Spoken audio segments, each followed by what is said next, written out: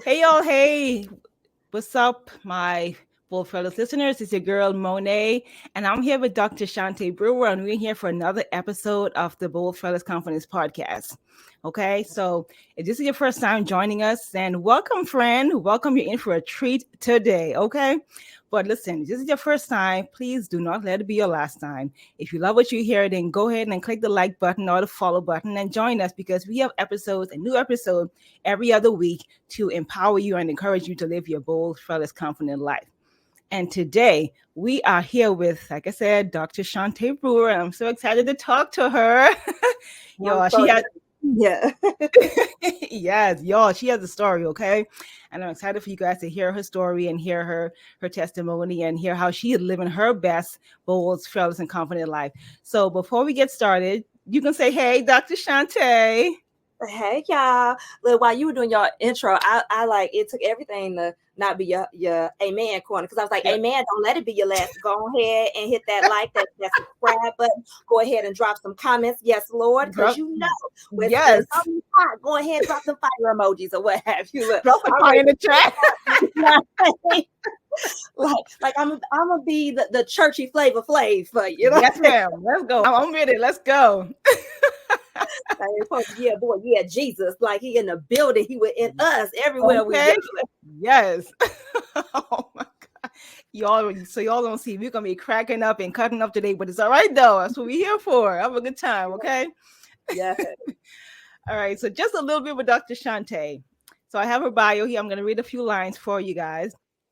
So, Dr. Shaunte Brewer, the visionary vanguard behind transformative education and community empowerment, with a unique blend of education, urban agriculture, and resilience building expertise, Dr. Brewer is not just an educator, but a catalyst of change. Yes. At the heart of her mission is Vision Outreach, a groundbreaking initiative where she empowers the youth, instilling the skills and confidence needed.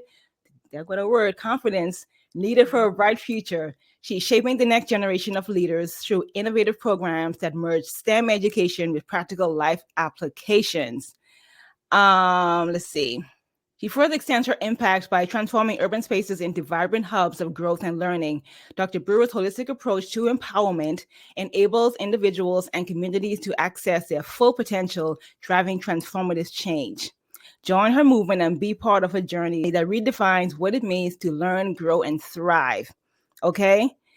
Um, you know what? I'll let her talk about the other side of her story, but that's her general bio, and we're gonna go into the other meat and potatoes of Dr. Brewer, okay? So hey girl, hey again. So now I've given the brief introduction, kind of the high level overview of who you are, what you do, and how you empower, how you encourage, and how you build the next generation of people. So I mean, tell the people in your own words about who you are, what you do, all the things, whatever you feel free, and then we're gonna go from there. Okay? Okay. Well, first and foremost, look, once again, me being churchy, because I'm getting ready to say, first giving honor to God, who truly the head of my life. But I would be absolutely remiss if I began with anything else besides saying, if it had not been for the Lord on my side. Come Um, on. because I am a 16-month post-heart transplant patient. So I lived with congestive heart failure for 21 years.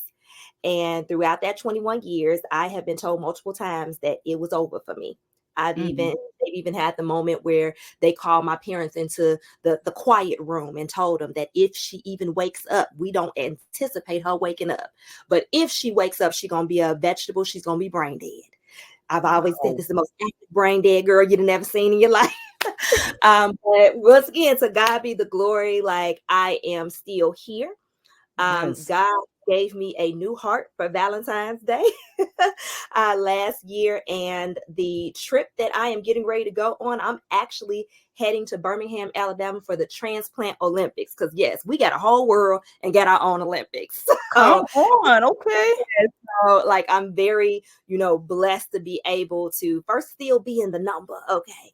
But in addition to that, to share my story, because even throughout it all, like I always tell people, I'm an educator, educator by not just passion, but purpose.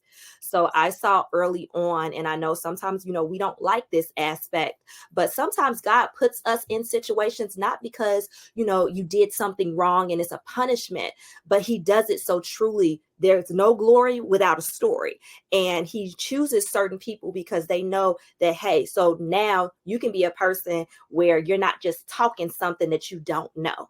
You're talking about something that you know, and people can actually see it. So for Yes. students, my last set of STEM students that were with me, my last set of visionaries, I was sending them videos from the hospital. So they Wow. literally saw me go from being perfectly fine, contracting COVID, having a PIC line, but still getting up, still teaching, even if I had to sit down sometimes. And that bothered me, child, because you can probably tell just from my voice, I like to be like, I'm here, there, and Yeah. but yeah, so I was able to literally show them and then take a scientific approach of the power of your words and your thoughts. So educated by passion and purpose. And two ways that I do that is through vision outreach, because I believe the way to change the world and to have significant impact is work from the bottom up, not top down, bottom up. Because train the children in the way to which they should go, and they won't depart from it. Far from it. Okay. Second way is through my online presence of Shy Farmer Bay. And what that is I basically teach people urban agriculture and teach them also about nature therapy. So pretty much that's a real fancy way of saying, let's go back to our roots. Let's recognize that nature has healing power because God created nature. It's a reason why God created everything, and everything works together. And even if you are in the city, because I am in Chicago, in the inner city on the south side, baby, that's no excuse. You can grow. There's always room to grow. So I don't know if that was short, but that's it. Oh, and I have chickens and fur babies, and if you hear a little howling, that's my singing fur baby. Like there's no, she got a song in her heart, and ain't nobody shutting it up. It's not happening. And you might hear roosters in the back too, but like ain't nothing I can do about that either. Y'all, and the dog, okay? Is it she or he? Is it she? She's a furry diva. Isn't she a diva? Okay, I was on the call with Shaunte was a few weeks ago, and that baby was in the background just singing and howling. I mean, having a good old time. So yeah. When we get off the phone, I looked up. Beyonce was on, so she was See? Sasha at that moment. Like 2 snaps. yeah. 2 snaps. All right. So, Dr. Shaunte, so you said in your story, you spoke about, I guess the gist of your story is your congestive heart failure. Now, in speaking with you prior, I know you said, correct me if I'm wrong, but I know you said that congestive heart failure is usually a 5-year life expectancy? 5 to 7 years. Life expectancy. And how many years ago since you had the diagnosis? I got that diagnosis in 2001. I was 13 years old. Wow. So, and to this day, I remember the call with my grandmother. Nobody in my family has any heart conditions, even to this day. Like, so my grandmother hearing that her 13-year-old has congestive, baby, what? Where did that come from? Yeah. Yes. So it was an airborne virus that my body thrown off, but instead it attacked my heart. Oh my God. At 01, that was no COVID days, nothing. So this whole airborne thing is nothing new. But yeah, to show you that when God is at work and when God got a plan, or even depending on how you want to look at it, we can also say, what the devil meant for not, God will turn it around. All right now. Whichever way we want to go. But I kind of feel like nothing can happen unless God allows it. And God is always going to allow something that it may not feel good to us, but be good for us and his people, because our life is not just about us. Wow. So you said an airborne virus? Yes, ma'am. They said that it attacked my body. My body should have thrown it off, but instead it went directly towards my heart muscle. So how they found it out, like I was sleeping on a whole bunch of pillows, and my mother noticed that I was having this cough. She used to call it like a goose cough or a duck cough. Okay. It basically, imagine a 13-year-old having a cough that's worse than a smoker's cough. Oh. And she came in my room one day and she was like, Shaunte, are you okay? And I was like, yeah. And she like, do we need to go to the hospital? See, one thing about me, I believe in the word holy. And once again, talk about that balance. This is an area of my life that the Lord is still working on me, that I need balance on, because I can literally be on death's bed and somebody asks me how I'm doing. I'm I'm okay. good. I'm Mm-hmm. well, you know. But yeah, thank God for a praying mama and a mama with discernment, because Yes. she left the room and came back 10 minutes later. She said, Shaunte, get dressed. We're going to the hospital. Mm. To show you how much I didn't think nothing was wrong, I had a softball test in PE that day. I was dressed for my softball test because I was like, they gonna tell me I can go home. My mama just interrupted my sleep. And once again, thank God for honest doctors and just all the people that he puts in our Mm-hmm. path. The doctor came in and he said, this child's heart is on both sides of her chest. My heart had been What do enlarged. you mean? And he said, if Oh, she stays here, she's going to die. We need to transport her. And so I'm just sitting up there like, both sides of the heart. Wait a minute, last well, time I checked, you're what supposed you to be on, talking about? you're not Right. supposed. And it wasn't until I got to the second hospital where they transported me that I was able to see the X-ray, and it was so wild to see how large my heart really was. Ah. And and it was even more of a shock because I was a child that I never got sick. Oh. My mother, all them old school remedies and stuff like that, baby.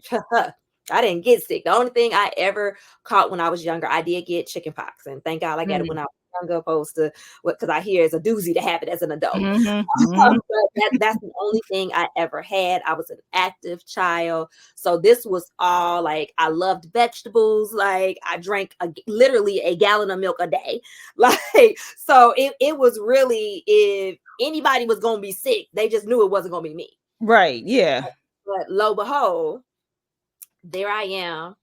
And I missed my 8th grade graduation. Like, my teachers actually came and presented me all of my awards and stuff like that. I had won a science fair that year. I was in the top 10.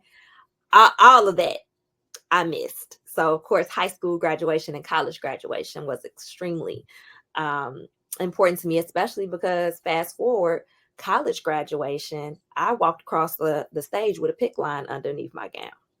Mm. I had that's when they called my parents to the quiet room. That's when, I crossed over for a little bit and they had to revive me. But yeah, it was every single time, like, I've had this amazing, like something greater that was awaiting me, clearly, that it was just like, you got to get up. Come on, let's go. Let's get this done. And yeah, so it's been a journey, but it's been a journey that throughout it all, I've always been able to feel God, to know God, and to experience just even, I'll say, a fraction of God's goodness, grace, and mercy. Because yeah, I don't put God in a box. Like, my God is bigger than all. Like, so, Yes. And I mean, I have never experienced it, but I hear people say, like, when you have life and death experiences, you have a whole new mindset, a whole new perspective on life, on God, like you said, yes, because just the diagnosis alone, like you said, you were 13, so you yes, shouldn't even made it to 21. But right. look how far you've come. Like, oh my They goodness. told me, they were like, you're never, now mind you, I got diagnosed in 8th grade. I had a doctor that told me I would never make it to high school. And he said, if Mm, you happen to beat the odds and make it to high school, because they wasn't even thinking that I was going to make it them 5 years. I was mm. told, if you even make it to high school, you'll never drive a car. Like, I kept hearing all these things that I was supposedly never going to do. And look, it never crossed my mind, that never was an actual thing, that I was just like, no. Like, I got into my Come school of on. choice. I'm going to my high school. Like, what are you talking about? Like, of course I'm going to drive a car. Like, I'd never had a doubt in my mind as it pertains to that. Yes. Oh my God. Now, so I mean, I guess that leads me to segue to my next question. Like, talk about the power of, like you said, not just faith, of course, but also your mindset. Yeah. Actually, how they intertwine. You know what I mean? Because Mhm. you can't have one without the other. So you Right. need to have your heart and mind in the right place. So talk about how that kind of kept you from then till now. And you know what's amazing is that it's one thing for you to know, but when other people pointed out. So this article, I said I was going to stop pointing the stuff behind me, but this article that I actually framed behind me, this is when the Chicago Tribune decided to do an article on me. And yeah, you can see right there that they actually labeled it a positive mindset. And the reason why is because when they talked to my cardiologist, that he's been my cardiologist for multiple years, they actually quoted him where he's saying that one thing I've learned about Shaunte is when she put her mind to something, that's it, that's all. So perfect example, I woke up from that transplant. It's 2 or 3 weeks later, and I looked at the doctors and I said, in 3 years, I'm gonna have a baby. Mm-hmm. And they looking like, and then they said, well, that'll be a conversation in 3 years. I'm having For then, yeah. And at that point, Dr. Cox, my cardiologist, he said, let me tell y'all, he's like, y'all transplant people, y'all new to her. Y'all knew I'm true to her, okay? Right. He said it. Ain't no need. She gonna work with y'all. She not gonna be like, I'm not a rah patient. Like I know how to be compliant, but I also know, like, if something is placed in me and when they got that heaviness on it, oh no, this is God about to move. Like, and you can get with it or you can get lost, but I suggest you get with it. So in terms of with the faith and the mindset, I feel like the perfect way to describe how those two have to come together to make a big difference is, I grew up in church, yes. And thank God for, a Bible teaching church, because, all churches are not alike. They not like us all the time. But, it's one thing for you to know the Bible, for you to be in children's church and they make you memorize the scriptures. Mm-hmm. Yes, in 1 Timothy, it talk about God did not give us a spirit of fear, but of power, love, a sound mind. But at some point, because faith come by hearing the words, but at some point you got to put that faith in action. So that has to be your work. At some point, old saints used to say, you have to have your mind made up. At some point, you have to step out on faith. And I'm not talking about, because yes, let's be real, like we take a lot of blessings for granted, just like how I love the quote that talks about procrastination, that's arrogance in thinking that you're going to wake up tomorrow. So, little areas where we take for granted, and yeah, that technically is our faith at work, but it's different from when you have that moment where it's like, all right, God, it's nobody but you, and I'm going to walk in faith. I'm going to take you at your word, because believing in God and trusting in God are two different things.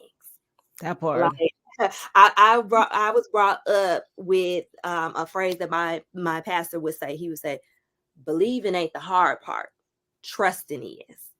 So when you have that trust in God and say, I'm going to walk forward no matter what it looks like, and have the faith and the mind made up that, you know what, God, you got me. That's how both of them comes together and you get those results. So ergo, when somebody starts trying to tell you something that's contrary to what you believe, you don't have to get all disrespectful with them. I don't even get loud with them. I look at, sometimes oh, is that right? That's very interesting. And I walk on, because I know that I know. You're moving. Yep. Because you know what? Your experience and your knowledge does not dictate my experience in my life. And it does not change what I know. And one thing for sure, like, we have to realize too, even as believers who are, yes, sharing our testimony, sharing our story, you got to know when it's okay to walk away.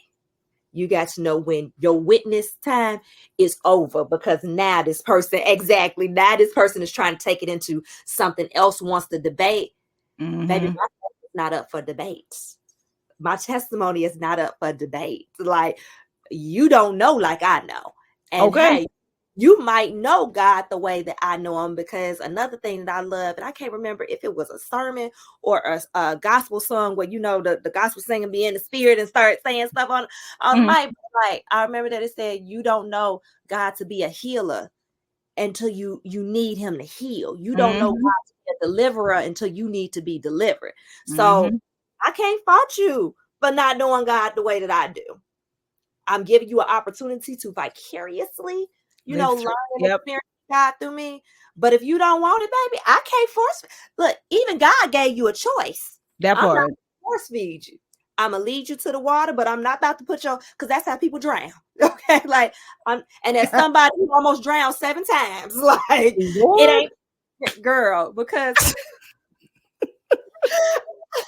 my mother to this day, like, I finally did right before the transplant. I finally learned how to swim. But My my mother, goodness. because she's just like, no matter where I go. So I have this thing. If I go into other countries and there's a big body of water, I gotta at least stick my toe in it. All right. So and my mother laughs because she was like, no matter where I am, it's like I'm drawn to water. I will find it. I don't know. I have an internal navigation system. Like I the listen. spirit of a mermaid is upon me. Okay? And it was upon me even before I got my fins, so to speak. Yes. So the last time I almost drowned was in the Caribbean Sea. Oh Listen, no. every single time I've had somebody right there by me that's like, you're not gonna drown. I got you. Famous And last words. it's because apparently in the midst of me drowning, I'm so calm that nobody notices that I'm drowning. Oh my gosh. All time, it's an internal monologue where I'm literally telling myself, so since you decided to breathe, your lungs are now filling up with water. Oh, I scientifically know exactly what is what's happening. happening? And yeah. And then it's Damn. finally like, oh, hey, like either, hey, she's coughing or we see bubbles coming up. It's something slight that is just like, in that Caribbean Sea, that water was salty. Like Yes, ma'am, it is. even though the chlorine burns too, because some of these Yeah, drowning happen in pools. But yeah, so ma'am. I'm not gonna drown nobody because I know how it feels. Like we're not gonna do that. And Yes, at that point, it was like, okay, Lord, clearly I'm supposed to be here.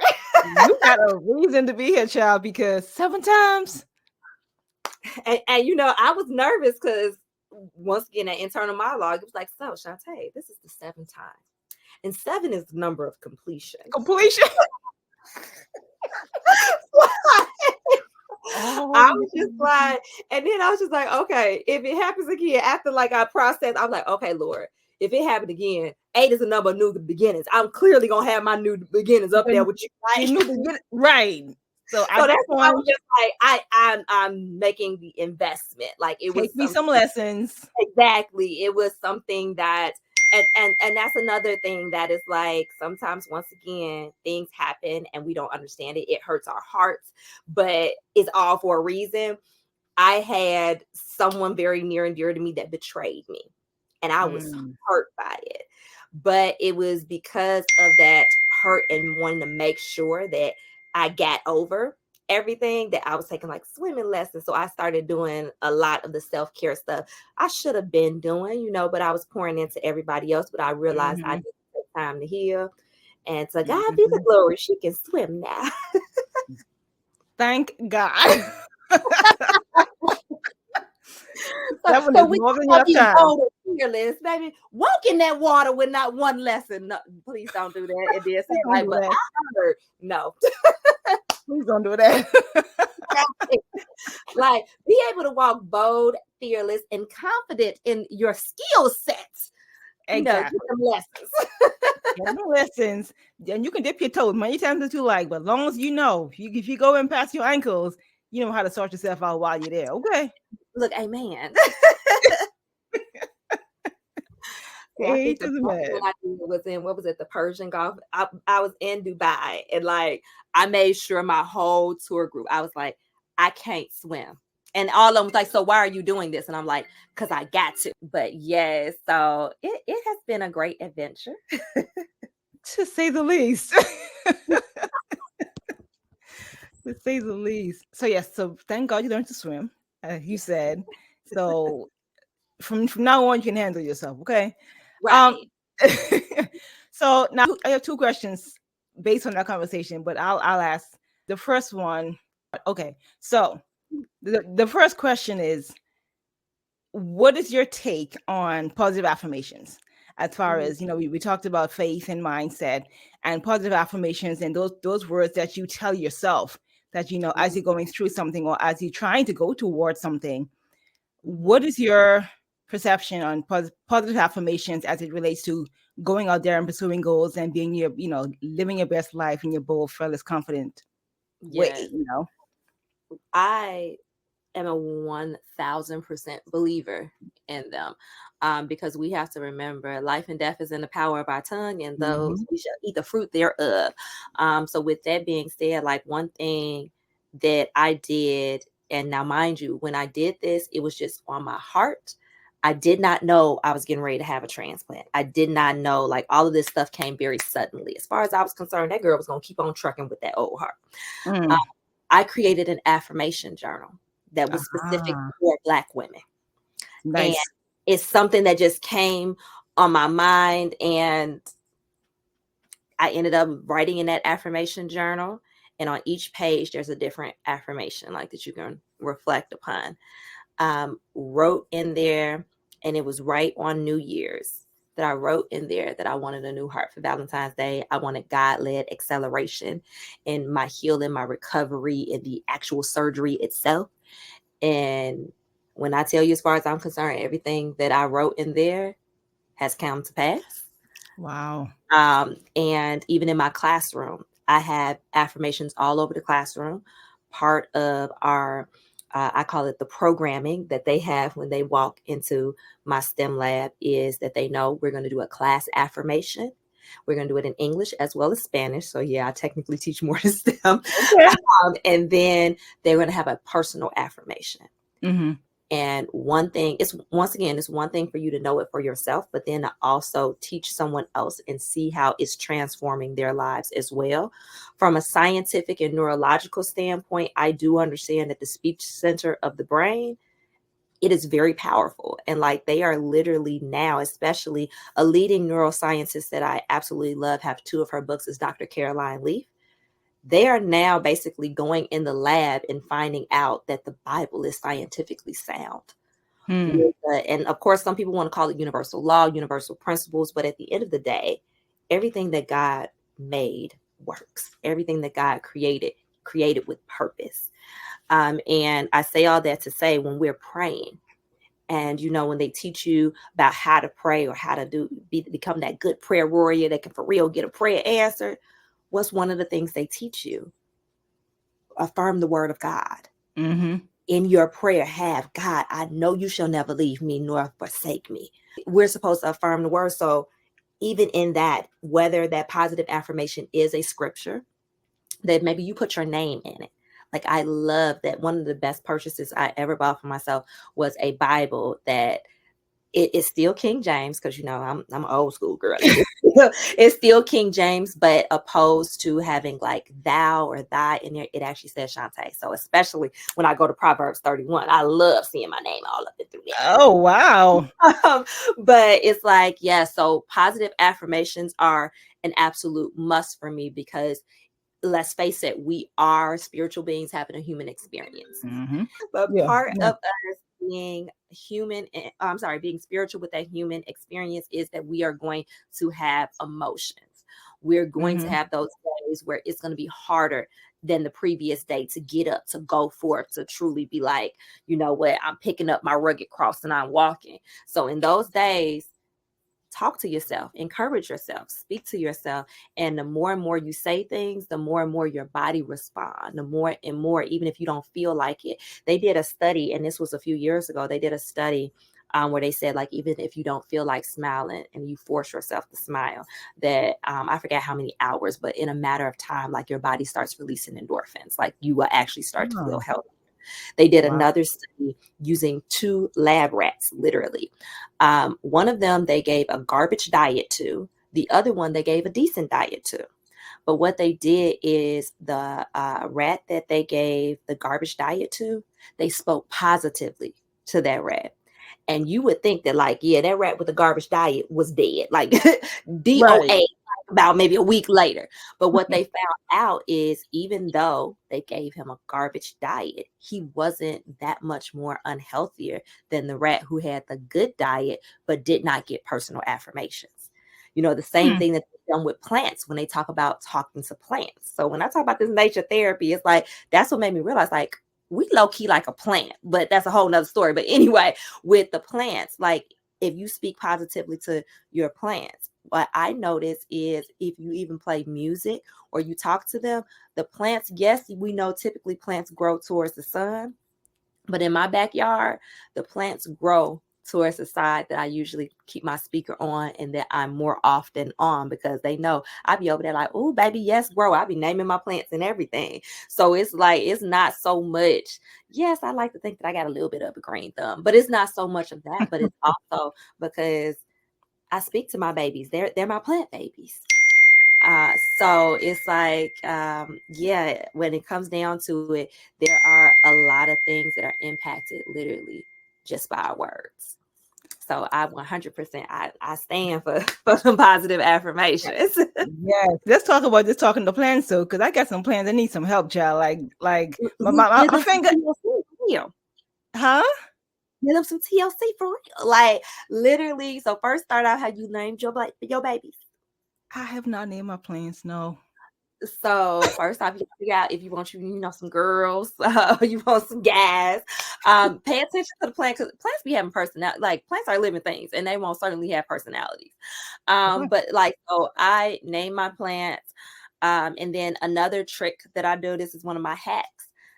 Some cinnamon. Go to your kitchen and get you some cinnamon. Now, the Okay. cinnamon. This is what the cinnamon does. It's a growth stimulant. It also helps prevent certain diseases that plants can get. And you know how like sometimes people say, oh, I don't want to have plants because I don't want to have those little gnats everywhere. Mm-hmm. If you put cinnamon in your soil, that helps prevent those gnats as well. So yeah, go ahead. And so I laughed. One of my friends, and now ever since he said it, I can't get it out of my mind. And he was just like, Shaunte, you don't cook, but you be cooking. You be cooking with your plants. And I'm like, what are you talking about? And he was like, seasoning your plants. Because literally, Okay. like, I can't tell you, oh, do a tablespoon, whatever. I just look like a grandma in the kitchen. Like, Know what I to put? How much? plants. Yes. And then like for the babies that are outside, so not the indoor plants, but the outdoor plants, you can still use the cinnamon for that.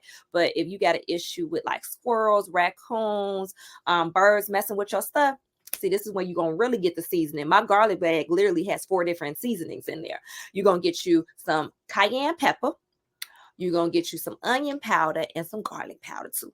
And you're going to sprinkle it with the cinnamon too, because then that way you can also eliminate them cats as well. And you're going to sprinkle until the ancestors tell you, yes, child. That's enough, ma'am. Yo, she don't give us a whole locally a whole low key planting. I mean, revive your plants, plant thriving 101. Like, I'm gonna take some notes after this because I need that. Okay. Yes. Like, If you're a coffee drinker, yes. those coffee grounds, that's fertilizer. And if once again, if it's outside, it'll also help keep cats away. Listen, this is about to be a whole new segment, okay? Y'all here for this. Yes. Yeah. Like, yeah, So it's a lot of like, and that's why I tell people like becoming a plant mom or dad, yes, is a responsibility because you're a parent. Um, I laugh because I even did a video, but I just thought about the meme where yes, my animals and my plants know that they black.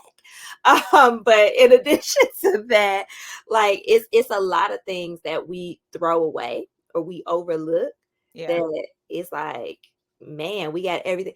Collecting rainwater. Like that's something else. If your plants are dying or you feel like you're not a coffee drinker, maybe you done ran out of seasoning, but you know you want something to give your baby a little push because you know, I know we parents and we don't ever want to accept when our babies are not developing the way that they Mhm. should be. They a little bit on the slow side, but like it's gonna be that moment where you're gonna look and you're gonna say, wait a minute now. I think this should be a little bit more growth. All you gotta do, like next time it rain, Ooh. sit some type of container. Like it could be an old pot, it could be an old Tupperware dish, whatever. Collect a little bit of that rainwater and put it on that plant. See, I knew I was up to. I knew I was onto something. Whenever it rains, my house plants. I'll be scrambling, like, get them all outside because we Yes. need this rainwater. Look, that will indeed help, because there are certain things like our tap water is treated. Yeah. Yeah. So, and at the end of the day, once again, going back to God gave, he put us in a garden originally. Okay. Like, like everything we need, God has really already provided. But yes, that rainwater, it hit different. Huh. Well, that's good to know I'm doing something right. Right. So now all you gotta do is just season your babies, just be like, Sprinkle Lord, it. bless my hands to know when to stop seasoning, Speak to me, Lord. Let me know. Now, Yes.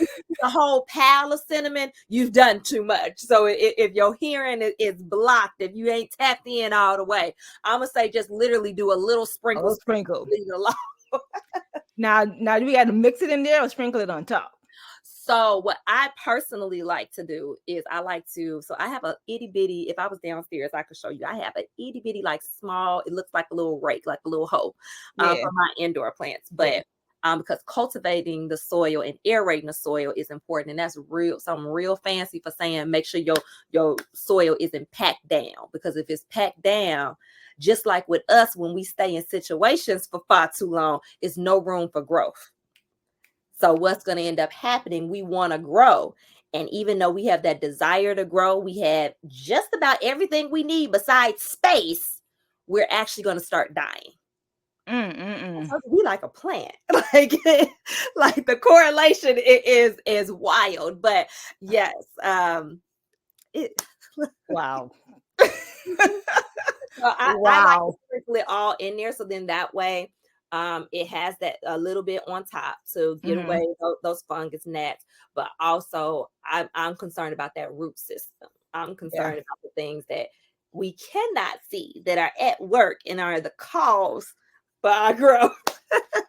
Come on, talk about it, okay? I promise you, I'm not trying to make it churchy, but it's like, this is real, like that. And oftentimes, sometimes I love the fact that you can look at this like large, beautiful plant. So I love daylilies. Okay. Daylilies are perennial, meaning they come back every year and they come back bigger, better, bushier, all of that jazz. But when you dig them up, the bulb of those big old plants are like that big. Tiny. So yes. So do not despise small beginnings, and literally great things can come in small packaging. But what happens with that bulb is the reason why they're so sturdy in there, no matter how heavy and big they get, is because of how they root system. It really get down in there. That foundation. So the deeper the root, the harder it is.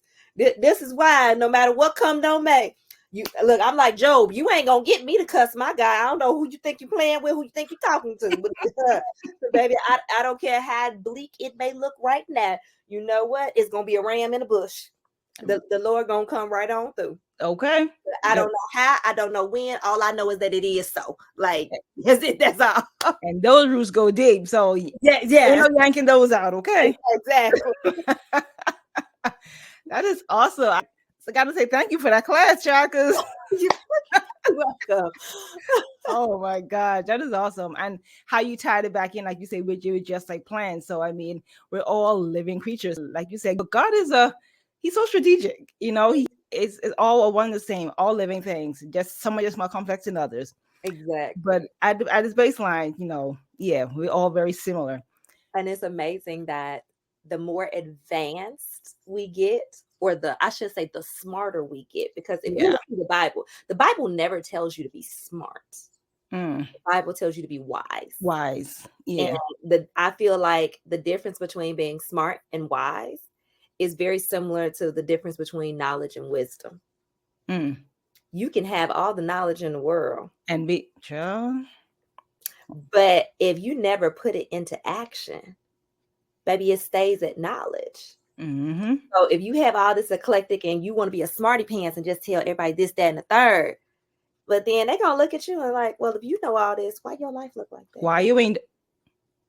I shouldn't say it this way, but I'm putting this. If you get all the hacks in the world on how to achieve whatever, why you ain't got it? you better be exactly what you claim you got the secret sauce to be. And then some. Exactly. So it's like, yeah, that no matter how smart and advanced we get, it always literally comes back to the basics. And that's why sometimes I really admire those who have come before us, because I'm like, without all these books, even with a point in time where it was illegal for us to read what was in them books, baby, the wisdom was top tier. And the ability to pass things down, top tier. Like, I remember my mother talking about my great grandfather. This man could not read, could not see, but would still hold on to the Bible. And to this day, I still don't know how she was just like, you can say whatever scripture and he would repeat it off word for word. Baby, it's some for real Book of Eli stuff. At this point, I feel like that movie was based upon my great grandfather. Like, I don't, and even my mother said, she was just like, nobody asked questions, because it's like, man, he doing better than me, and I can see, like, can't read and can't see, but he knew the Bible inside out. Wow, child. And I'm saying, like, is that the reason why? Did he pray a prayer? Is that the reason why dang near everybody in my family lived like 90, almost 100? Like, did he pray?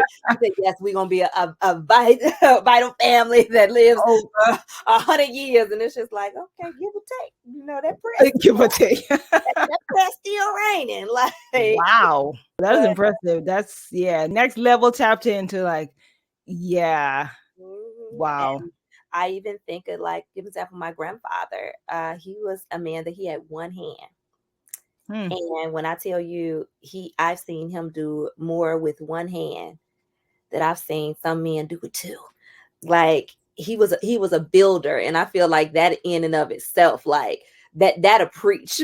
But he literally, the town that he was in, like, he had his own construction company and everything. Like, come on, sir.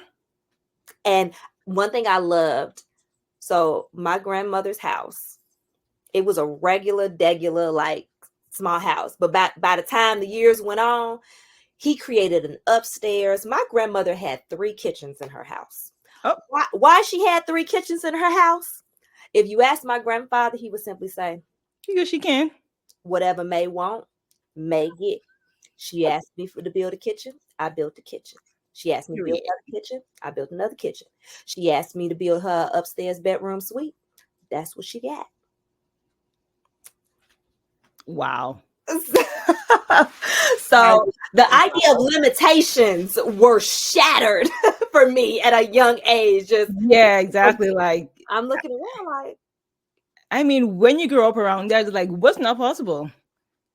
If he can do this, that, and third, fourth, and fifth, with whatever limitations that everybody else thought that he had, you able body, able mind, all the limbs, all the things.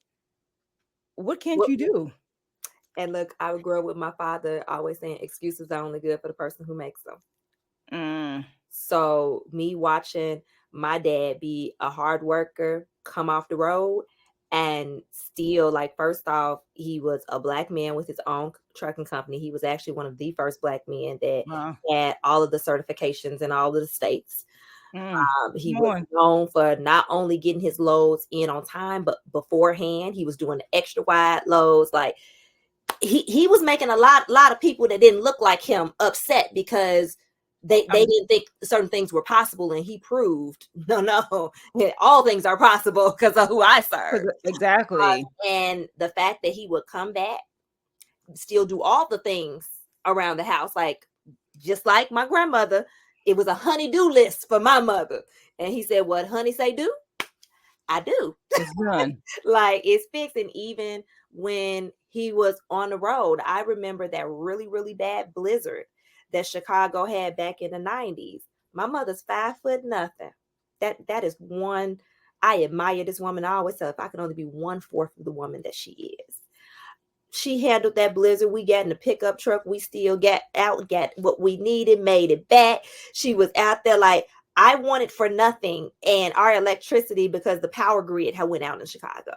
Like, I wanted for nothing, was still having warm food, all of the things. Like, school was canceled. People, when we came back to school, folks was talking about how hard they had it. I was like, I was in the house warm. I Like, was good. right, like, and it's just like to see those things, and then even to see how both of them were standing right there in support of me throughout the whole hospital experience. Before I graduated college, they wanted me to get an LVAD, which is an assistive device, where it's kind of like an artificial heart. Okay. They stood by me when I made the decision, when I said no. And they just simply asked me, they're like, well, Shaunte, why do you say no? And I literally told them, I said, it's just something within me that's saying no. They stood, look, I'm gonna say 20 toes down with me. Right. And it was just like, to have parents that will love you in the midst of all of that, will still show up for you.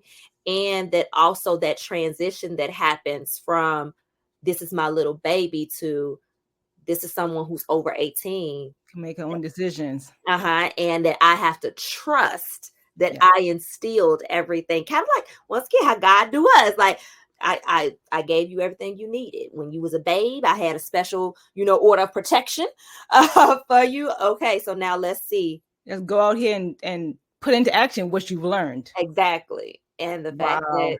that they noticed that I never stuttered about my decision. And, the doctors, I had some that was really pushing for it, and I just told them no. And to this day, even when I talk to other, heart patients and other transplant patients, I don't take away from the life-saving device that the LVAD is. Everybody just has a different path and a different story. And mine didn't include that. And let's talk about this support system, because that's something I talk about on my podcast. Because I personally have, two supportive parents. They've been like all my endeavors, all my doing this and doing that. Child, I lived in 3 countries to date, okay? And by myself, the only daughter, okay? My parents are like super supportive, and like you said, they know that they've instilled in me enough. They've raised me well enough and gave me enough wisdom and insight, and to know that, okay, when I make a decision, they can trust that. And parents know their children, right? Like, the one like, no, this one gonna be all right, versus the ones that you stay right here, you're going over there by yourself to run amok and act a fool. I don't trust this one to be around the mall, guys. Exactly. So my parents are very supportive. To this day, like, they say, listen, we got you, we support you and whatever you're doing, because they know. So I guess through your whole process, have your parents, I think I know the answer to this already, but have they been like a firm foundation, a safe place for you to be like, you know what, I can get through this?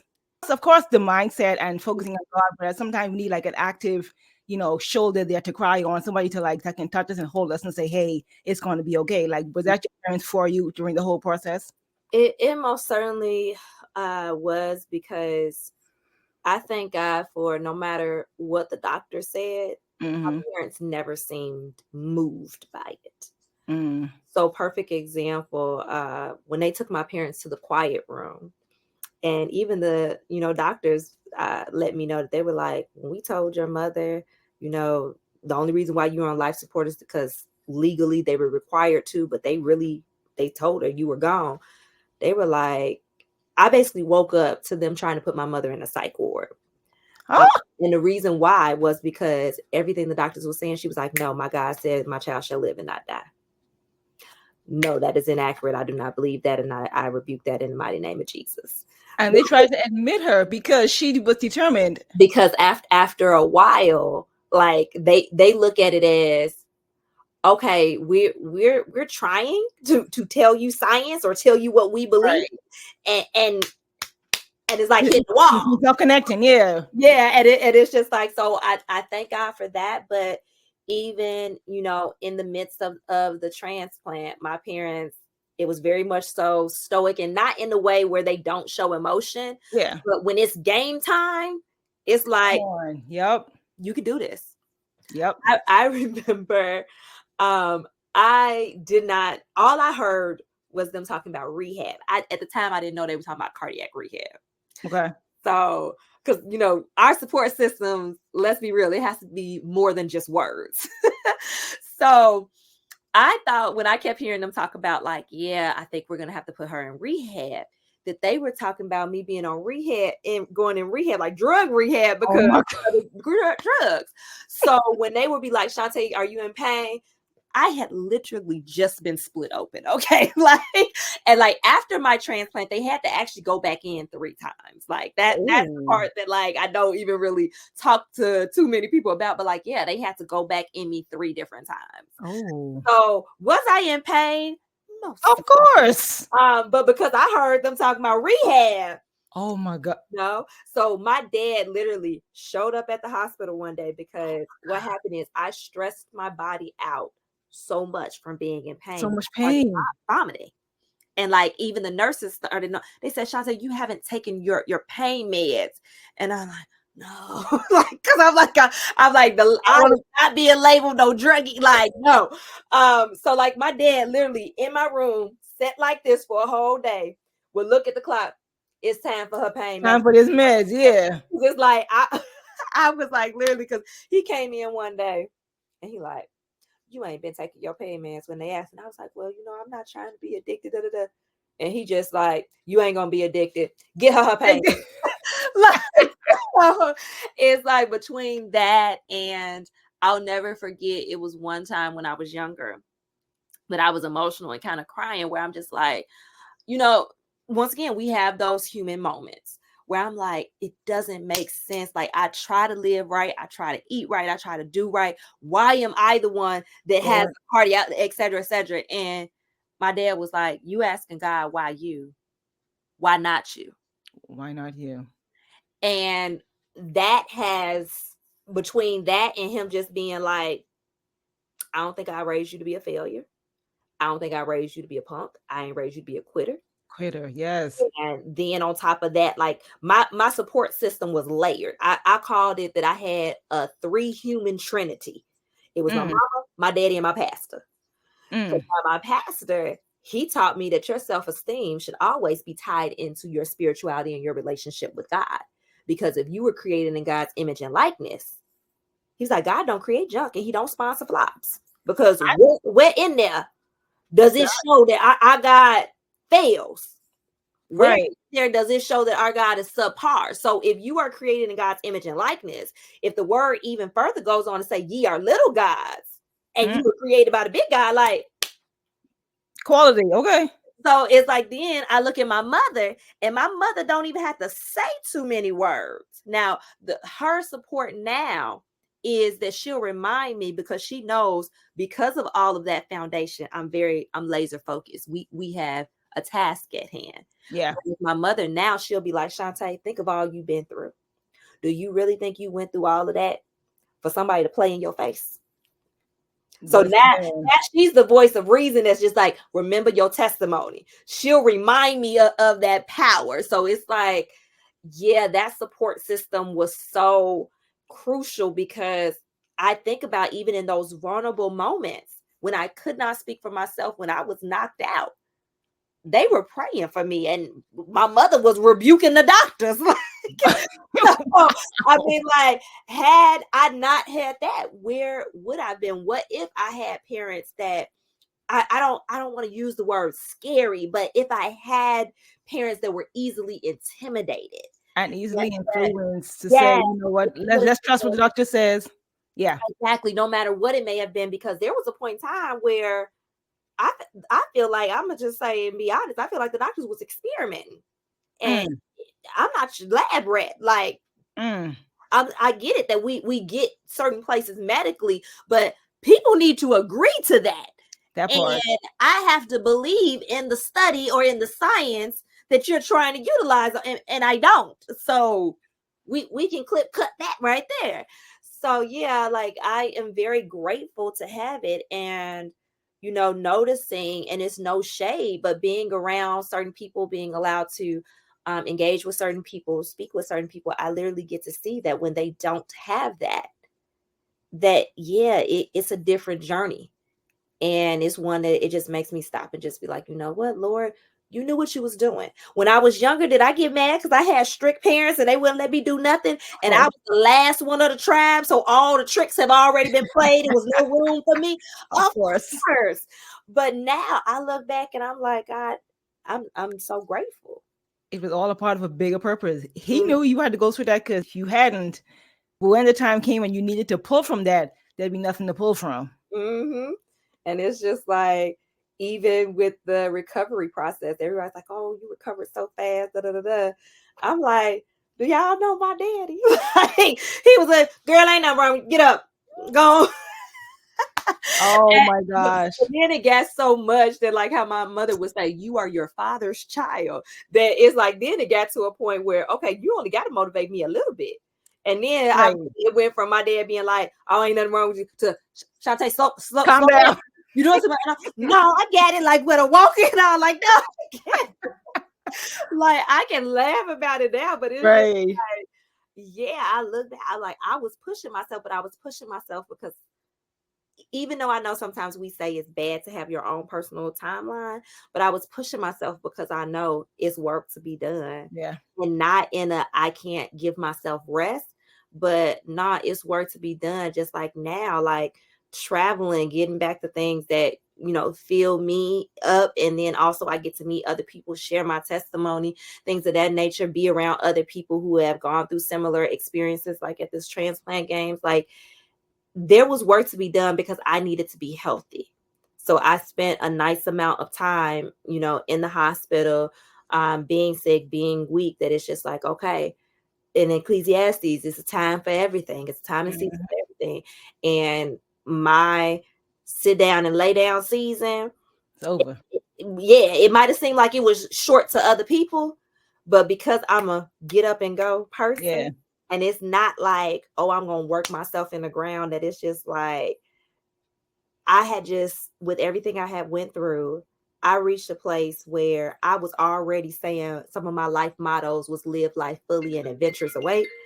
Because I was already having those mindsets and those I should say mind frames, that Hmm. I was just like, yeah, ain't nobody got time to be laying on this couch and moping.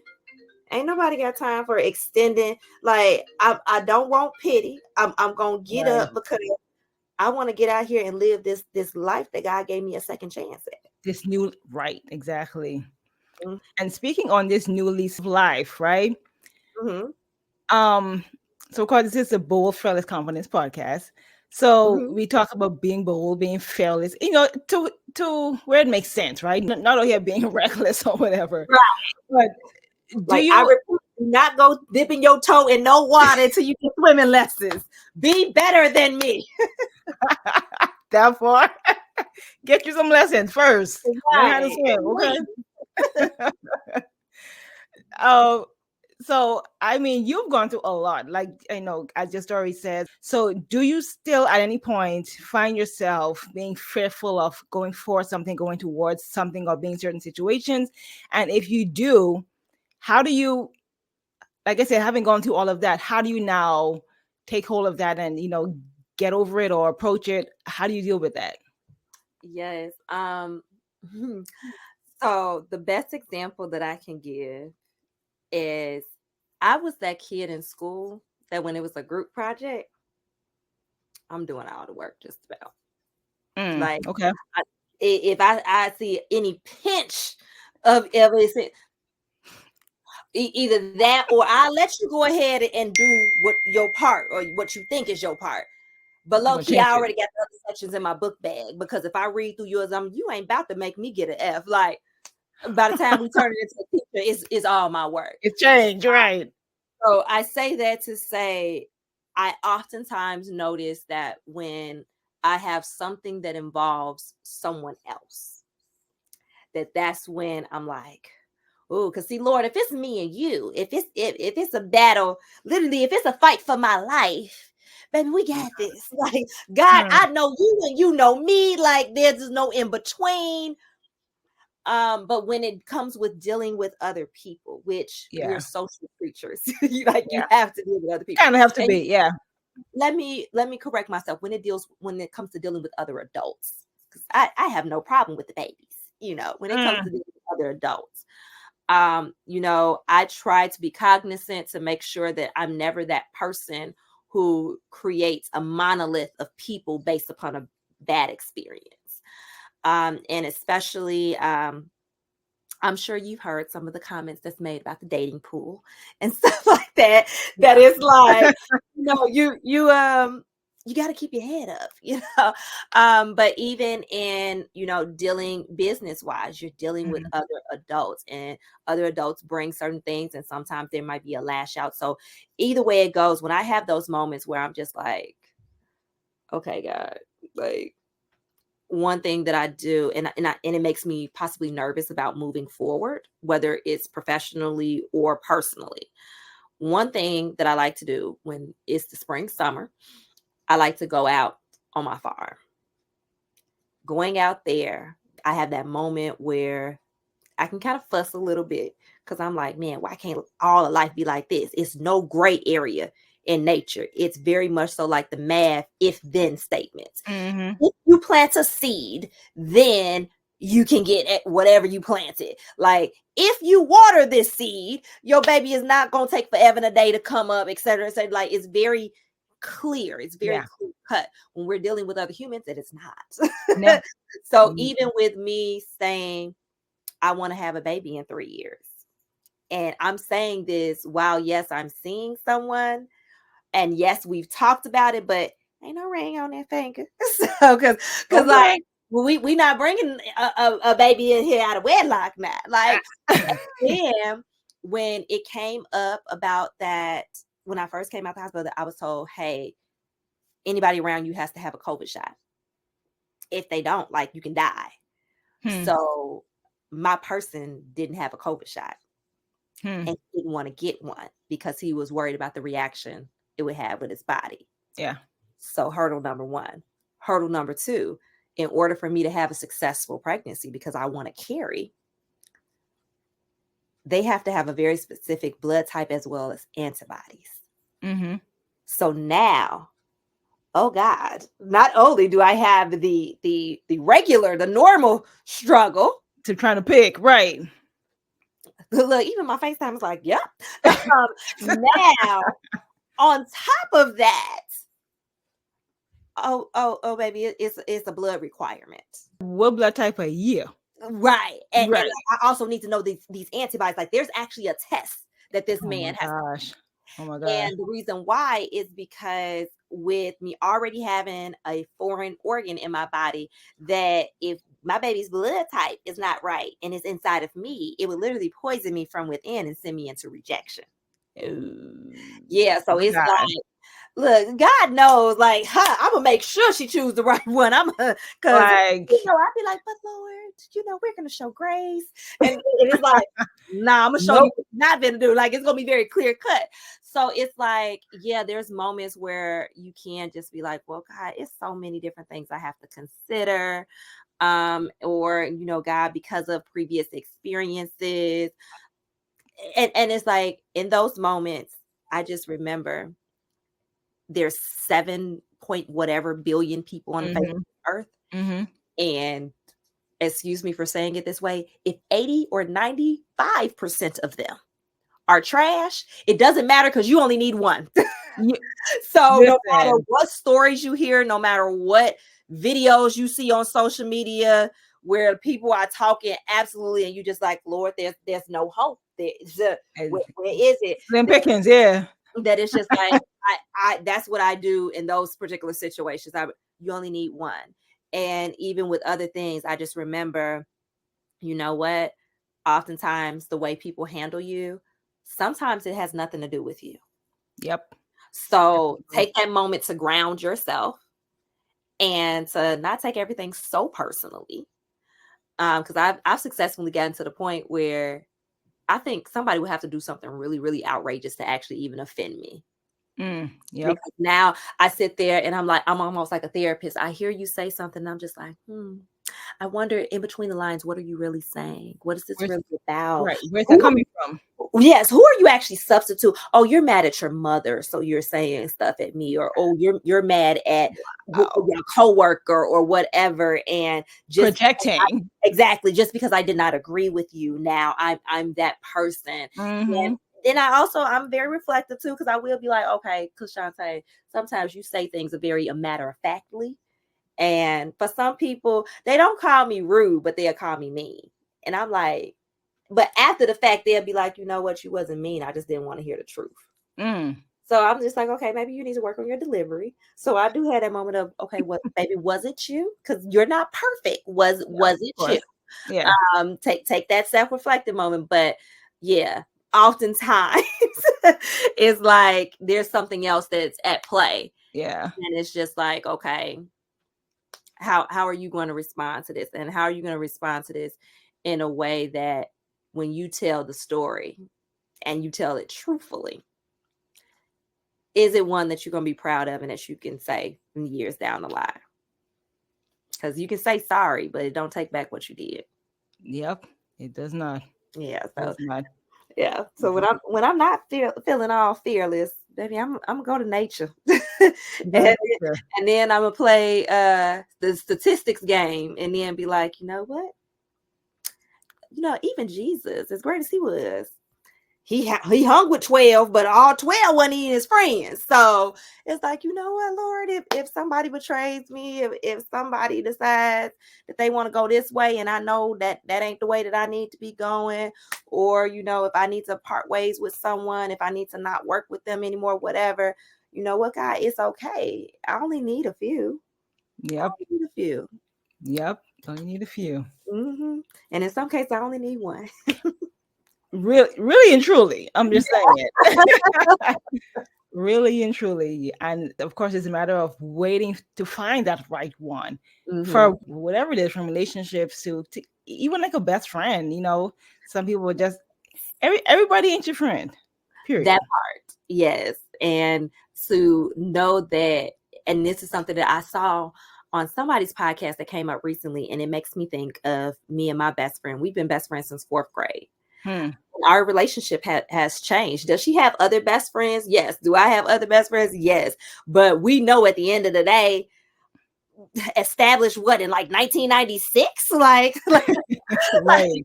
yeah, maybe around 96. But we know no matter how much time has passed of us talking on the phone, because you know she's married and relationships change, friendships and all, like when different components come in there. She knows that I'm not unnecessarily bringing drama to her. Whenever we talk and it's like we just catching each other up. It's like nothing, we miss not one beat. So in knowing that not only do you want to have that good friend, but that mature relationship where Yes. it's like nobody's making anybody feel guilty. And I was just talking about this with my mentor and one of my other best friends, that is like the had that moment where, you know what, the phone works both ways. I didn't pick up the phone either. And you know, it's okay because life be lifing. Life be lifing. And sometimes even Jesus went into solitude. Like we Get have away. to Yep. remember, like, even if you are extrovert or whatever, you don't always have to be the center of attention in the life of the party. Yes, And ma'am. even if you are a bunch of other people's safe space, you're a lot of other people that they run to you because you're the it person for them. You still got to take time, because if you're pouring out and being all these things for everybody else, who are you being for you? Right. Right. Exactly. And so I'm real quick to just put that phone on silent, even though I generally, when I do it, don't be up here, because as you can hear, all the Mac products will go off and I'll still be like, but like I will be downstairs on my couch with my fur baby and possibly even a chicken in my arms, or go out in the back, and the rest of the world gotta wait, because I need this moment. I need to recalibrate myself. I need to get my frequency together. I need to make sure that I'm good, because one thing I'm very, very adamant about, baby, I'm not letting nobody stress this new heart out. I let that old heart get bumps, bruises, stressed out, worrying about this person, that person, worrying about a situation. The way I tell you, like, I will drop everything. I will go home and I will be comfortable. It ain't even worth it. It ain't I, even worth it. I would just throw up my hands. I'm not going back and forth with you. And it's not because I think I'm better than you. And I'm not going back and forth with you. It's about my peace of mind, my space. You know what I mean? I literally have a shirt, and I was so glad when it came. It said, "At this point, my peace is everything." Period. That's it. When I go home, all I hear is the sounds of nature and my furry diva. That's it. But That's all I you need. yes, and I sometimes I just need that. Like I literally, even in moments when I was in the hospital, I proved to my cardiologist that literally, chemically, or I should say biochemically, that my body needs moments of me just being at home. So as much as I love adventures, as much as I will look, I literally told everybody, I'm like, okay, I'm ready to be outside now. Like we traveling, we going to the All restaurant the legs. all Yeah. the weeks. While still being safe. Like I'm still gonna have a mask, my air purifier, all of that jazz. But I showed in the hospital, like I remember it was after I caught COVID, before the transplant, I went in and they were trying to keep me in the hospital. And I kept telling them, because like my numbers kept going down, like kept getting worse and worse. And I told them, I said, I need to go home. They were just like, we don't feel comfortable sending you home with these type of numbers. And I told them, I said, this hospital room is literally not conducive to my health. I begged them for like 3 days. And then Dr. Cox came in and he said, okay, Shaunte, I'm going to make a deal with you. He clearly thought he was going to win this deal, but he didn't. He said, I'm going to make a deal with you. I'm going to let you go home for 2 days.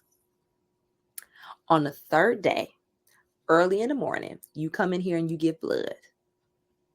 If your blood work does not significantly improve, you are coming back to the hospital and you go home if and when we say you go home. Say less, bro. I'll take that deal. When I tell you, I wish I had my blue light filter glasses to imitate how he took his glasses off. He could not believe. The numbers had, wow. And I told him, I said, I told you I just needed to go home. I went home.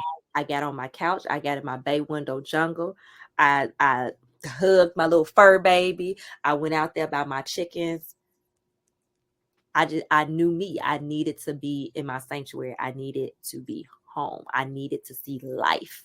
I needed to see greenery. Yes. Nature.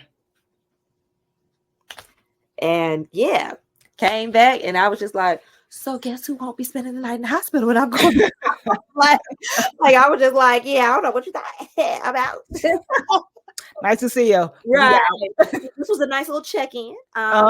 Let's talk about, later on. Wow. And then so like that was indeed a blessing. But the point being that like, relationships, whether it's business, personal, be it romantic, best friend, like platonic, whatever, they tough. Just like our relationship with God. Like, because we have to remember, yes, life be lifing. And yeah, you might drop the ball on them other relationships. But it's one relationship. Maybe don't you drop that ball. Because then, like, I'm quick to check myself. And what I've started doing is, yes, I still have my traditional prayer time. But the way I'd be like, so God, for real? Like this what we doing? And God, do you believe that? Like I literally, like I done took call him up on the main line. Literally. Yes, like I mean, so Jesus, like we need to talk about this. Like, do you know what your daughter out here did? And you know what? I don't know what's going on with your son. Lord, you need to touch your son. Cause I'm trying not to touch your son the way that I'm, because you gonna be mad if I touch him the way I'm about to touch him, like, like, so it's just, like we have to have those moments to ourselves, but also have those good people in our corner. I heard somebody say one time, they were like, people, I mean, yes, God is holy and all of that stuff, and we need to reverence it, but listen, he made you, he knows just how you are. So sometimes he can handle your realness. He can handle you being mad. He can handle you being frustrated. Be real. And you know what I mean? If you think about it, that's really what he asked us to do. Like when it talks about cast all your cares upon, like that's what you obviously you care. That's why you're upset. That's why you're mad. So this is why it blows me when people be like, "No, I'm hard. It don't bother me. I ain't got no emotions." Lies. I just be like, so first off, are you a sociopath? All right, so you're not. Okay, so that means that you do have emotions. All right, secondly, do you realize that emotions are literally chemical reactions that are happening in your body? Like, Mm. and God created it. God even showed us that God has emotions. Because guess what? Anger is an emotion. Yes. Jealousy is stemming from an Yes. emotion. Like, so when he Yes. says, I'm a jealous guy, like, God made sure, don't get it twisted. I'm a jealous guy. God also showed I'm an angry guy too. Mess Right. with me, I flood this whole world. Like, I bet you. so it's like at one point, like we have to be real with ourselves. Yep. And also realizing that and being real with ourselves, that's the first step. So then that way we can be even realer with God, because we can't bring something and we just like out of something that's behind our back and we can't reach it. But I'm bringing you, no, because what you need to bring is back here that you Right won't bring. here. Right, you carrying it on your back and you're just growing almost like a callus about it because you're thinking like, well, I don't have no emotions. Nah, it don't bother me. Da da da. Why are you lying? Because that's what And you're lying. and you're lying to yourself too, because a lot of times I don't know that people, they ignore it or they hide it or they just try to be in denial about it too. Mhm. So first you need to be real with yourself. Yes. And I know you talk about having quiet time and just being away from everybody and everything and turning, I guess, going off the grid, really, Right. right? Mhm. Like you need that. You need that self time, that self introspection to like, what are your thoughts? Where are you at now? Where are you trying to go? Like, how are you feeling? What are you feeling? What are Mhm. you struggling with? Right? Yes. Because who can tell you that but yourself? Your Mhm. spouse can't tell you that. Social media definitely can't tell you that. Social media had your head all turned upside down. Girl, listen. Like that is one. So I remember I used to post positive uh like relationship content. And at one point in time, because of that, my algorithm was a lot of relationship content. Yeah. And then somewhere along the line, like it switched, and then like the stuff that's up there, like I said, it'll have you being like, oh Lord, there's no hope. There's no hope. Mm, But then we have to remember, not everybody is on social media, not everybody is sharing their ideas. And yes. while granted, just like how we say hurt people, Oh yeah. that we have to realize that hurt people with a microphone will always reach other hurt people. A And lot more too. yes, and especially when it is a situation where they're trying to get you to believe like, oh, what you did, like it wasn't you, it was never you, you were never the problem. But the fact that you can spew such venomous things about somebody, like one thing about me, you will never hear, whether it's an ex-friend or an ex-boyfriend, you will never hear me talk. Like I would tell you the facts of what Hmm. specifically happened, but you will never hear me associate non-objective adjectives on them. Like I would never give them a label like, oh, they just trifling, or oh, he was just a Yeah. plumber. Da, da, da, da. I will always say, you know what, when we met, he was trying, but it just did not work for me, or he just Yeah. was not at the level that I needed him to be. I very Right. much so take accountability for my part, because in everything it takes two. Two sides always. So we have to get objective. And once again, like, yeah, it goes back to, we have to be honest with ourselves. And the only time we can have that moment of true honesty and true reflection, we got to get away from it all. We got to unplug, disconnect. We got to take our power back. We got to tell all these people that we're all of these things for, like, hey, I need a minute, I'll be back. I love it.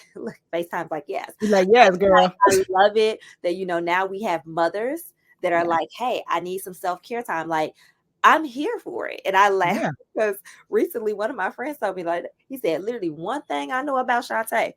Shaunte said, forget all y'all and go have a whole self-care day and be living her best life. And he was like, it could be 10 people mad at her. And I'll just be like, and what they got to do with me?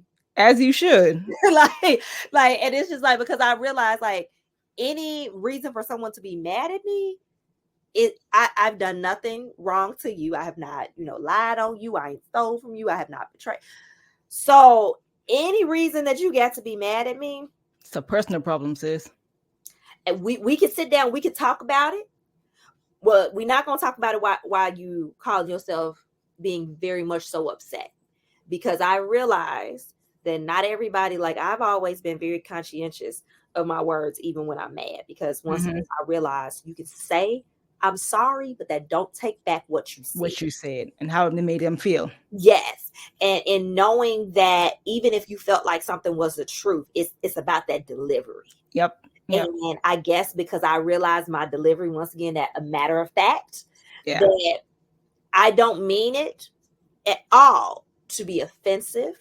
I don't mean it at all to be hurtful.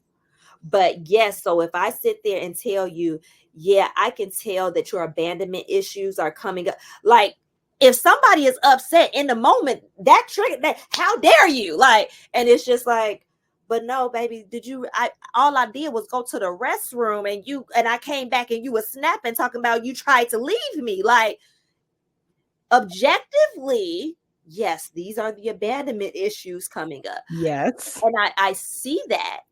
I give you grace for that, but I want you to acknowledge. So as you're coming at me, you realize that, baby, I'm still here. You know what? Maybe I should have told you 2 times to make sure you get it. Sweetheart, I'm going to the bathroom. The bathroom is all the way over there, but I will Right. be back. Like, I give you, I could have done something better, but also realize that this is an exaggeration that's happening right now. Gross exaggeration. Because of other issues that's going on.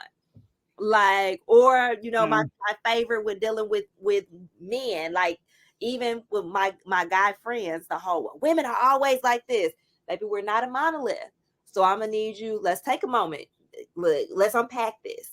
Who hurt you? Because it wasn't me. It wasn't my sister to the right of me or the left of me. Who hurt you? And why haven't you gotten over it? Why haven't you gotten within yourself? That. So, and even for my girlfriends, all men are the same. Let's stop. They're not. Yes. Like, who hurt you? Let's fix this. Yes. Because we cannot, I get it that yes, there's patterns, but I'm like, each individual person is someone different. And we cannot put the sins of someone else on another. So I was real adamant. Like, I know there's many women out there that have dealt with someone, cheating on them, etc. I don't look at every man like I hate. Let me not say hate. I despise the new narrative that's going around with the whole like all men cheat. I guess it's technically not new, but it's resurfacing. Yeah. And I'm just like, first off, we just gonna everybody just, if you happen to be born this with this part, you automatically fall in this category. Yeah. No. So I don't like stuff like that. But I also realized that I'm like, okay, it comes from a place of, obviously they've experienced being hurt on, and it's like, okay, I have to. I still don't operate when the situation with the person who cheated on me, when it was over, the next person, I didn't look at him. I didn't even assume it of him. First off, look, ladies, this is something that you should always do, well, as well as gentlemen. But make sure when you get out of one bad situation that you don't jump into another bad relationship or a situation with somebody that's of the same caliber. You should always be upgrading, because clearly whomever you were with, they weren't ready to handle all that is the amazingness that is you. Yes. So in addition to heal, continue to elevate yourself. So then that way, the next man that you're with, even if there was a really bad situation, you don't even assume that of him or her, because you know that they on a completely different level. They've grown from that. Yep. Yes. And it's just like, I look back now and I look and I be like, I thank God for all the relationships that did not work out. Because baby, I can see the Lord did me a good solid one. Exactly. You can use them all as either a loss or a lesson, and I choose to use my L's as a lesson. Okay, exactly. Learn from it, step up, keep it moving. Keep it moving. Yes. So listen, as we kind of wrap this up, I know you got a flight to catch, girl. So, so just give a word to the people as far as, how can we take your experience and use that? Like we said, learn from other people's experiences. How can we learn from your experience and just basically decide within ourselves to live life fully? I know you're going on a trip. You said you've been to Dubai and the Caribbean, doing all the things, right? How, We how got can we it take on 5 continents. talk about it, girl? Yes.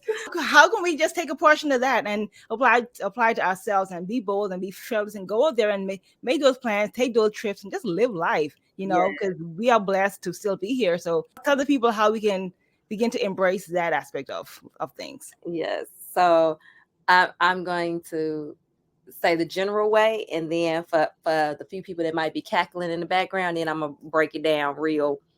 Okay. Right. So first and foremost, stop putting yourself and God in a box. You're the only one putting limitations on yourself. If you want to go do something, want to go somewhere, stop waiting on somebody else to go with you and to hold your hand. Get out there and do it on your own. Don't be afraid to stand by yourself, because realize that oftentimes the reason why it seems like you never fit in anywhere, you can't make friends as quickly as others, or those friends don't last, is because you're constantly growing, you're evolving. And hey, it's nothing wrong with that. Accept who God made you to be and go out there and, like I said, take the limits off. Now, for the practicality of it, realize that especially if it's traveling, if it's starting a business, whatever, while you're sitting down with your calculator and trying to do the calculations and realize that especially even when it comes to traveling is not as expensive as people try to make it. There are ways that you can indeed save money. There's deals that you can catch. Like, I ain't got no problem sharing my travel agent that, like, she will catch you deals for you. But realize that all those things are excuses. There's even a website that you can type in and you can tell them exactly what your budget is, what you're trying to do, and they will find something for you. So you know what? Maybe your bank account ain't sitting on go to Africa right now. I get it. My most expensive trips have been Africa. But so maybe your budget isn't there. But there's little things that you can do. So like you want to do a safari. There's safaris that are here in the United States. Oh. Yeah. So and at the end of the day, it's like, don't put limitations on yourself. Don't say, oh, well, I can't do this because XYZ, because every time you're saying I can't, first off, you're lying to yourself. And whatever rationale you're giving after that is an excuse. And I'm going to actually change something my father taught me. He would always say excuses are only good for the person who make them. I'm changing and say excuses aren't even good for the person who makes them, because all it's doing is breaking you into a wall. So, yeah. And whether it's starting that business, like, you will never know if you don't try. And think about it. It's a lot of things that we use to this day that have been big ticket money makers that started off as an accident. That's not what they intended on doing. There are a lot of discoveries that were made that were an accident. Like, I don't want to talk about the accident of this country that we live in, but nonetheless, like, like discovering this was an accident. Like, and heavy on the air quotes with the discovery. But nonetheless, it's like, yes. So don't allow anything to just deter you. And guess what? Like, you want to be an entrepreneur, like, don't quit your day job. You can still, like, now, unless the Lord tell you, then at that point, I'm going to say, you better start listening to God and stop listening to everybody else, including me. Like, Right. God first and everything. Yes. That is, of course, I gotta say, get out there in nature and let nature heal you. Like, like, give an example. If you're depressed, look, I'm gonna give you another little horticulture tip. Okay. If you're depressed, or you think that you're depressed, we're gonna say that you think you're depressed, you think you're sad or whatever, go plant a plant, or just go play in some soil. There's a bacteria in soil that when you inhale it, like, it's not bad for you. So I know generally when we hear bacteria, we like, but it's not bad for you, and it literally will trigger the release of serotonin in your brain for up to 2 weeks. And serotonin is something that makes you feel happy. It's like a stress reliever chemical, or a happy chemical within us. Wow. 2 weeks? And like, you can go out if you're not sleeping because, you're up worried about things and all of that. I'm not going to say do it at night, because, the mosquitoes will get you at night. But go out during the day, take your shoes off, and just stand on the ground. Like if you want to do a little yoga, go for it. But if you literally just stand there, I would say go ahead and lift up your hands, give God praise, and tell him all your troubles and all of that. But literally, there will be an exchange between you and the earth, literally electronically or electromagnetically, that will help you sleep and that will also help de-stress you. So even if you're saying, but my bank's sitting on almost negative, self-care is still very much so possible. And can be free. Amen. Like go for a walk. Like that's something else that like simple, but will help you out. And of course, if we want to make sure that we got the utmost confidence, that the utmost sturdiness in our fearlessness, talking to God is super free. Or you know what? I'm gonna say it does come with a cost. It's gonna cost you your ego. It's gonna cost you realizing, I can't just do all these things, because I can do all things through another component, which happens to be God. But yeah, so it's gonna cost you laying down your ego and taking off your cape and realizing I need help. I'm the little guy. I ain't the big guy. Like little guy need help. God need help. Little God, I'm crying out to you, Lord. Like, Father, I stretch my hands to thee, because no other help that I know. Like, sing them old granny songs and watch them come through right on for you. Yes, and yes. That's a great place to end. Dr. Shaunte.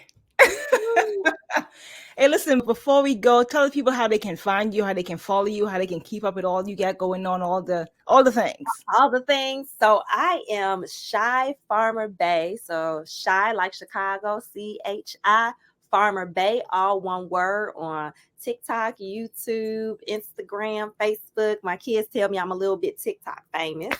On that. Yes. Then my organization is Vision Outreach. So our website is www.visionoutreachchicago.org. We're on social media as well, just at Vision Outreach, all one word. And yeah, like oh yeah, my travel stuff. How could I forget that? My travel stuff is Live, Learn, Love Adventures. So I do have my most recent travels. So my most international travel was Bali, Indonesia. I already got those vlogs up. And I took a little trip down south. I'm actually getting ready to go back down south, but I will have a vlog up on these transplant games or transplant Olympic games. Excuse me. Let me put some respect on their games. As well as some amazing museums and gyms that I found in good old South Carolina. All right. That's one thing about me, baby. I'm gonna go someplace and find something off the beaten path. Like, did you know there's an international African American museum, history museum? Yes, in South Carolina. Really? Did you know there's a little small, basically Yoruba / African village in South Carolina? No way. See, when I found out that I'm Yoruba and Fulani, hence, and that's a whole nother podcast and talking about the bloodline and how like real it is. Yeah. But oh yes, one thing about me, I'm gonna find something. You gonna find that's I love that. Not so popular and be like, hey yo, check this out. But listen, share. Yeah, and that's where you get the best experiences from, because I'm from the Bahamas, and every time people say, "Oh, I'm going to the Bahamas or whatever," say, "Listen, the resorts are cool, but you got to go here, here, here, and here. Right. Step outside of what's popular. You get the best experience, the best memories, like for sure." So I'm all about that. Okay. Yes. So look, because I definitely know a Bahamas trip is coming up, so I'm gonna have to. Call me, girl. Yes, I got you. All the things, all the things. I tell you all the spots. Okay. I'm that person. When I travel, we waking up early, we out all day. If you like to sleep, you gotta start late. I ain't for you on no trip. Like I'm probably only gonna be here for a week and a half, and I'm gonna try to do everything there is to do. Everything. Like it's a time, right? Yeah, like I'm here for a short time, not a long time. So I'm here for a good time. A good time.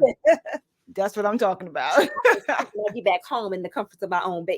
Like exactly. Oh my gosh, it was so amazing talking to you. Thank you so much for joining us today. Thank you for And having listen, me. and to the listeners, if you love what you heard, of course, follow us on the podcast. And of course, go and follow Dr. Shaunte Brewer and all her sites. Run that back and rewind if you need to hear where you need to find her. Okay, write it down, follow her, and yeah, we'll be back not this week, but next week with another episode for you, another episode to empower you to live your bold, fearless, and confident life. Okay. And we'll So talk y'all to you next. come on back and get y'all tips to living good.